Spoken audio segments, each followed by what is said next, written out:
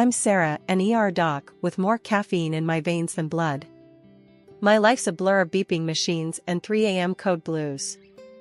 Social life? What's that? Tonight, though, my friends weren't having any of my excuses.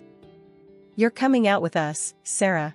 End of discussion, Jess declared, her voice leaving no room for my usual "I'm too busy" line. So, there I was, shoved into a dress I forgot I owned, standing awkwardly at a loud party packed with strangers, mostly younger than me. The bass from the speakers made the glasses on the makeshift bar rattle. It was the kind of scene I'd usually avoid like the plague, but Jess was on a mission. Loosen up, Sarah. It's just a party, not a freaking exam. Jess nudged me with her elbow, handing me a drink that looked like it could glow in the dark. I don't know, Jess. This isn't really my scene, I murmured, scanning the room. It felt like stepping into another world where the stress of the ER didn't exist. Give it an hour. If you're miserable, we'll bail. Fair? She bargained. Before I could argue, someone bumped into me, sloshing my drink down my front. Shit, I'm sorry, a voice exclaimed. I looked up, ready to unleash a hospital-grade scowl, but stopped short. The guy was about my age, tall, with an easy smile and a helpless shrug. I'm a klutz, he confessed, his eyes crinkling in amusement at his own clumsiness. It's fine. It's just a drink, I replied, my irritation fading faster than I expected. I'm Alex. And you are? He extended his hand, still smiling. Sarah. And a bit damp now, thanks to you. I joked, surprising myself with how quickly I warmed up to his demeanor. Let me make it up to you. Can I buy you another drink? One that stays in the glass this time? Alex offered. I hesitated, glancing at Jess, who was practically bouncing with excitement. Go on, she mouthed. Sure, why not? I found myself saying. Alex beamed and led the way to the bar. So, Sarah, what do you do when you're not being assaulted by drinks at parties? Alex asked as he handed me a safer choice this time, a glass of red wine. I patch people up. I'm a doctor, I answered, taking a sip to hide the nerves I didn't expect to feel. Wow, that's intense. I sell construction materials. It's as exciting as it sounds, he played along. But hey, it pays the bills and doesn't involve blood, so I'm not complaining. We found a quieter corner, away from the thumping bass, and talked more. He was easy to talk to, no pretenses, just straightforward chatter. He didn't flinch at my ER stories, and his anecdotes about mishaps at construction sites were unexpectedly hilarious. As the night wound down, Alex pulled out his phone. Can I get your number? I mean, if you want to grab coffee or something less wet, he chuckled. I laughed, the sound more relaxed and genuine than it had been in months. Sure, why not? As I lay in bed later that night, phone buzzing with a good night text from Alex, I realized I was smiling. Maybe, just maybe, this wasn't such a bad idea. A year flew by, and before I knew it, we were swapping rings and saying I do. Sitting at our new kitchen table, Alex broke the silence one evening. So, when do you think we should start trying for a baby? He asked, his eyes searching mine for a hint of readiness. I sighed, pushing my plate aside. Alex, we've talked about this. We agreed, remember? Careers first, kids later. I'm not even sure I'm ready to be a mom yet. He leaned back, the chair creaking under his weight. I know. It's just, my mom keeps asking. You know how she is. I stood up, feeling the walls of the kitchen close in. We are not having a baby just because your mom can't wait. That's ridiculous. The next few weeks were filled with similar conversations. It wasn't just Alex, his mom called almost daily with the same nagging question. One evening, after a long shift, I picked up her call by mistake. So, any good news yet? She chirped as soon as I said hello. Hi, Linda. No news. We're still not planning on kids right now, I replied, trying to keep my voice even. You know, Sarah, you aren't getting any younger. And Alex really wants to be a dad. You should think about your husband's needs too, Linda said, her voice stern and unwavering. I clenched my phone tighter. Linda, I appreciate your concern, but please, this is between Alex and me. We'll have kids when we're both ready, not because we're pressured into it. She huffed. Well, I just think you're being selfish. A baby would bring so much joy to the family. I'm not being selfish, Linda. I'm being sensible. Goodbye. I hung up, my heart pounding with anger. Days turned into weeks, and the pressure didn't let up. At work, my days were packed, the ER demanding all the energy I could muster. Home wasn't much of a sanctuary either with the constant baby talk. One late night, as I came home exhausted, Alex was waiting up. Hey, can we talk? He asked softly, noticing my weary eyes. Sure, what's up? I replied, dropping my keys and sinking into the sofa. It's about the baby thing again, he started, hesitating. I know we said we'd wait, but maybe we could just start thinking about it. Like, not trying, but not trying? I rubbed my temples, feeling a headache coming on. Alex, I can't do this tonight. I just worked a double shift. Can we talk about this later? He nodded, disappointment clear in his eyes. Yeah, okay. Get some rest.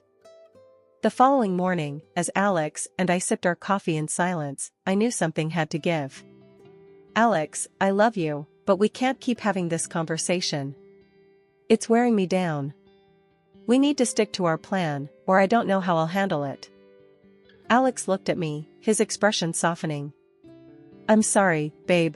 It's just hard with Mom always on my back. But you're right. We'll do this our way. I'll talk to her, I promise. One evening, coming home earlier than usual, something felt off. The house was quiet, too quiet for someone supposedly eager to see me. Tossing my keys on the counter, I heard voices from the office. Creeping closer, it wasn't the TV, Alex was on a call. Hiding by the doorway, I heard him, yeah, Mom, I know. But it's been months, and nothing. No, she still thinks she's taking her birth control. The floor felt like it dropped from beneath me. My heart pounded so loud, I was sure he'd hear it. You replaced them, right? That was his mother's voice, tinny but clear from the speakerphone. Yes, like I told you. Just vitamins now. If she's not pregnant soon, maybe there's something wrong with her. Alex replied, a casual toss of life-changing deceit. I couldn't breathe, let alone move. When I finally stepped into the room, Alex jumped, fumbling the phone. Sarah, you're home early. Cut the crap, Alex. What did you just say? My voice was ice, each word sharp enough to cut. Alex's face went through 50 shades of panic. Look, we want a family, right? And you said later, but later when? I thought maybe if things just started to happen, you'd. You messed with my meds, Alex? You played with my body like it's some kind of test run? I was screaming now, too loud, too raw. He tried to reach out, probably for comfort, but I slapped his hand away. Don't touch me.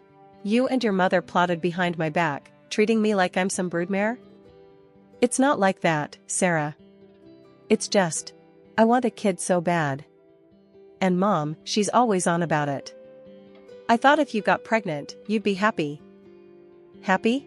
I was nearly breathless with rage. You decided to trick me into being happy? We need to calm down.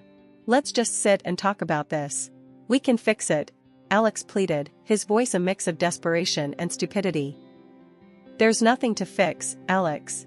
You broke us. You broke everything. I grabbed my coat, storming past him, his apologies just noise in the chaotic storm inside me. Family means everything to me, so despite the betrayal, I agreed to meet Alex halfway. We needed to clear up any doubts about our health, especially since he'd been messing with my birth control. We decided to get checked out at the clinic where I work, which made me feel a tad more in control of the situation. The day we went in for testing, the clinic was quiet, familiar. I felt my colleagues' curious eyes on us, but they respected my privacy. After the tests, the wait for the results felt like an eternity. Alex tried to make small talk, maybe to ease his guilt, but I just couldn't. When the results came in, I was alone in my office. I opened the envelope with a mix of fear and hope. My results were clear, no issues at all. Then I looked at Alex's. My heart sank reading the words, male infertility due to a physiological issue. It meant that all along, the problem wasn't me, and all his accusations and manipulations were for nothing. I needed a second opinion, just to be absolutely sure. I called up my friend Mara, a reproductologist. "Hey, Mara, can you look over some test results for me? It's important." Mara met me for coffee, and I handed her the documents discreetly. She reviewed them quietly, her expression serious. Finally, she looked up. "Sarah, these results are conclusive. Alex can't father a child. I'm really sorry." The news was a relief and a weight all at once. I thanked her and walked back to the clinic in a daze. How was I supposed to break this to Alex? He wanted kids so badly, he'd deceived me. But telling him he was the reason for our childless marriage felt like kicking him when he was down. So, I made a decision. That evening, as we sat in our living room, the setting sun casting long shadows, Alex turned to me, anxious. "So, what did the tests say?" I looked at him, my heart heavy with the secret I was about to keep. "We're both fine, Alex. There are just some minor issues, nothing we can't handle. We just need to keep trying." He exhaled, relief washing over his face, and I felt a pang of guilt for the lie. "That's great, Sarah. I was worried. We can work through this, right?" "Yeah, we can try." My words felt hollow even to my own ears. We spent the next few days in a tentative peace, but the lie festered inside me. I watched Alex as he started making plans, talking about future kids with a hope that stung my conscience. I tried to feel happy, to share in his optimism, but the truth was a barrier between us. One night, unable to sleep, I slipped out of bed and went to the living room. The moonlight streamed through the window, casting shadows that seemed to mock my turmoil. I dialed Mara's number. "Mara, it's me." I lied to him. Told him we're both okay. Mara was silent for a moment. "Sarah, I get why you did it, but this isn't something you can hide forever. He's going to find out eventually." "I know, but how can I crush him with this? After everything, how can I be the one to break him completely?" "It's not about breaking him, Sarah. It's about being honest with each other. This lie won't help either of you in the long run." Life threw us a curveball when Alex got offered a big promotion. It was a fantastic opportunity for him, but it meant moving to another state. I could see how much it meant to him, how his eyes lit up talking about the possibilities. He wanted it, and he wanted me there with him. Despite everything, our private struggles and the lies hanging between us, I said yes. Family was supposed to stick together, right? Leaving my job at the bustling ER in our hometown was harder than I thought. I loved the place, the pace, and the people. I was part of a team, a community. Moving meant leaving all that behind for a quieter, smaller clinic that, frankly, didn't spark the same passion in me. But I kept these feelings to myself. Alex was riding high on his new job, and I didn't want to be the rain on his parade. Our new life in a new city was different. I landed a job at a private clinic. It was okay, but it lacked the adrenaline rush of my previous ER shifts. I missed my old colleagues and friends terribly. The move also took its toll on our personal life. Alex buried himself in his work, and the issues we skirted around, like the ticking bomb of our non-existent family planning, started to resurface, but differently this time. Every month, like clockwork, Alex's mom would ring him up to ask if there was any good news. I wasn't privy to their conversations, but I could see the change in Alex afterward. He grew more distant, more sullen. One evening, after one such call, he let it all out on me. "We're not getting any younger, Sarah. You're a doctor. Shouldn't you be able to sort this out? Figure something out? His words were like slaps, harsh and blaming. I was setting the table for dinner, and his words made me pause, hands trembling slightly. Alex, that's not fair. You know it's not that simple. He scoffed, tossing his phone on the couch. What's not fair is you not doing enough. Maybe if you were home more, instead of always at your new job, things might be different. That's not how it works, and you know it. Being at home more isn't going to change our situation. I shot back, frustration boiling over. His ignorance, or was it denial, about our real issues was maddening. He turned away, muttering something under his breath about how maybe a better doctor would have fixed it already. I wanted to scream, to tell him the truth about his own condition, but I bit my tongue. Telling him wouldn't just hurt him, it could shatter whatever was left of us. So, I swallowed the truth, along with my anger, and kept the peace. As the months turned into a year, and then two, the pattern continued. Alex started staying late at work, often going away on weekends. His excuse was always the same: I don't want to sit at home alone waiting for you to finish work. Each time he said it, it stung. It felt like an excuse, a way to avoid facing our reality together. I spent many nights alone, wondering if the gap between us was growing too wide to bridge. Our wedding anniversary was supposed to be a milestone, a celebration. I decided to make it special, despite the growing distance between Alex and me. I took a few days off, booked a cozy hotel, and planned a surprise dinner at one of the nicer restaurants in town, thinking maybe, just maybe, we could rekindle something. The day came, and I was a bundle of nerves, mixed with a bit of excitement.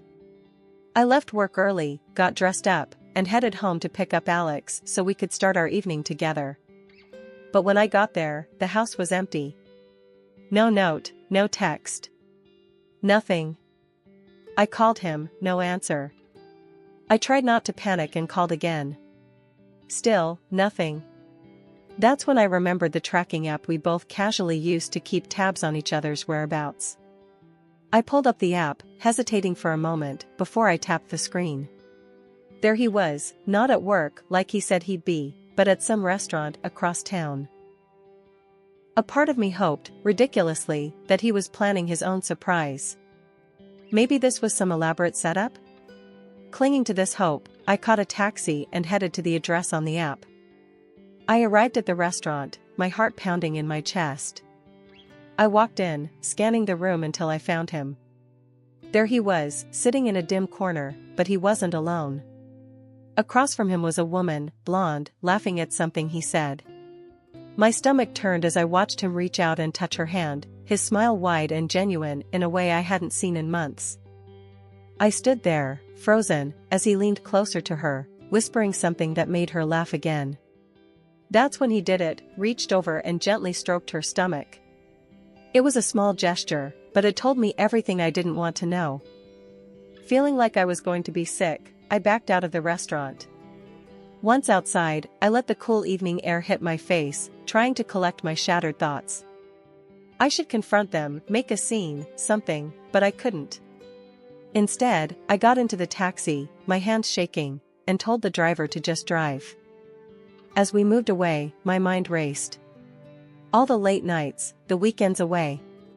It wasn't just work. It was her. Maybe it had always been her. Suddenly, I remembered the clinic results then, how they said Alex was infertile.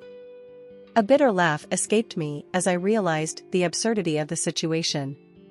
His mistress couldn't be pregnant by him. The irony was too much, and for a moment, I actually grinned amidst the tears. The taxi pulled up to our house, and I went inside one last time. I packed quickly, grabbing only what was necessary. Clothes, some personal items, and my dignity. I left behind anything that reminded me of Alex, of us. With my bags in hand, I called another taxi and directed it to take me to the hotel I originally booked for our anniversary. The hotel room was supposed to be a romantic getaway, but now it was just a quiet space to start figuring out my next steps. The morning after I checked into the hotel, I made a call to a lawyer recommended by a friend. I needed to sort out the divorce, and quick. My husband had tried calling multiple times since last night, but I wasn't ready to hear his excuses. I didn't pick up. At the lawyer's office, he laid out the steps for the proceedings. Given the circumstances of infidelity, you have a strong case for a favorable settlement, he explained, shuffling through some papers. Let's just get this over with, I replied, my tone flat. The lawyer nodded, understanding the urgency, and reached out to Alex to set up a meeting.